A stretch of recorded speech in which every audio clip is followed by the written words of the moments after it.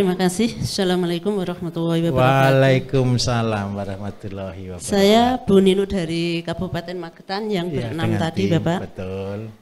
Kembali ke lembu, sapi. Ke lembu, ke sapi, baik. Pertanyaan saya, untuk komposisi jerami dengan garam, Iya. itu apakah ada Aturannya. trik tersendiri ya? Baik. Itu saja Bapak, terima kasih. Terima kasih. Kalau pertanyaan mudah-mudah gini enak Bu saya jawabnya ini.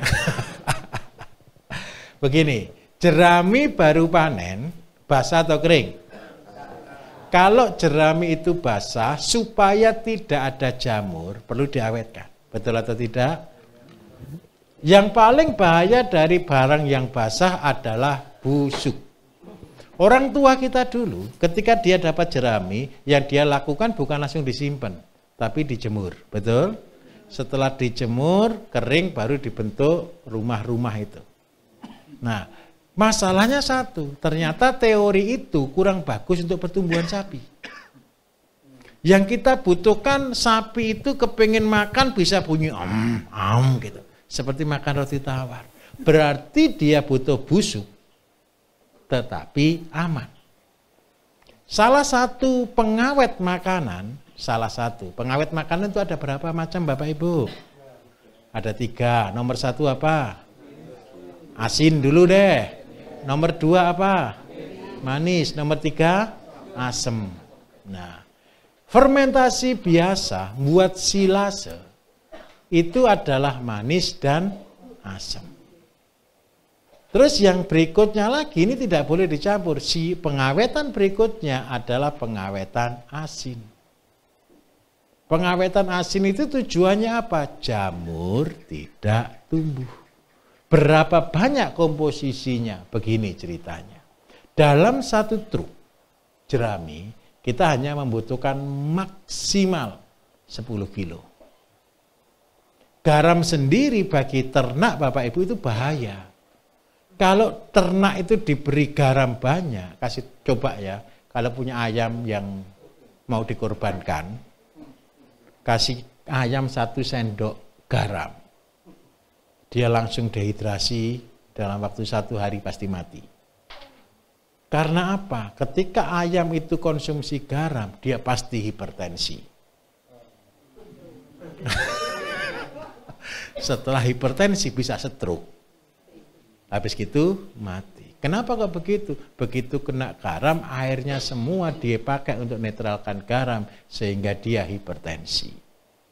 Jadi semua ternak itu tidak boleh makan garam banyak-banyak, termasuk sapi. Karena itu memberi makan sapi, beri minum sekambing boleh pakai garam. 1 genggam untuk 1 ekor sapi sehari. Jangan 1 kilo. Ada orang bilang, wah sapi itu kalau diberi air asin minumnya banyak, betul atau tidak? Tahu kenapa kok dia minum banyak kalau diberi asin?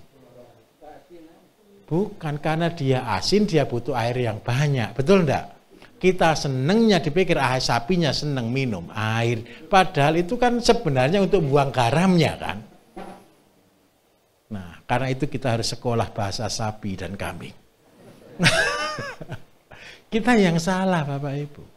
Kita kasih garam dia minum. Wow, ini tambah senang tambah minum. Bukan, karena keasinan dia butuh minum untuk netralkan. Bisa dipahami Bu? Bagaimana cara memberikannya begini? Ketika barang datang, tumpuk dapat 40 atau 50 cm, taburi garam sedikit. Tumpuk lagi, taburi garam sedikit. Tumpuk lagi, taburi garam sedikit. Sampai lunas. Karena apa? Ketika jerami masih basah, terus ditutup terpal.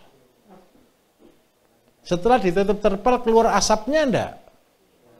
Panas atau tidak? Ketika dia panas, garam tadi akan mencair. Ketika garam mencair, dia akan menyatu semuanya. Ketika dia menyatu semuanya, nanti kalau sudah agak kering, dia akan kempes, terus akhirnya keluar jamur yang berwarna putih. Dan jamur yang berwarna putih itu kalau kena sapi, dia akan buang ke air, setelah dibuang ke air, dimakan dengan bunyi. Gitu, percayalah, karena saya temannya sapi. Bapak Ibu beginilah, apa yang saya ajarkan itu yang saya alami.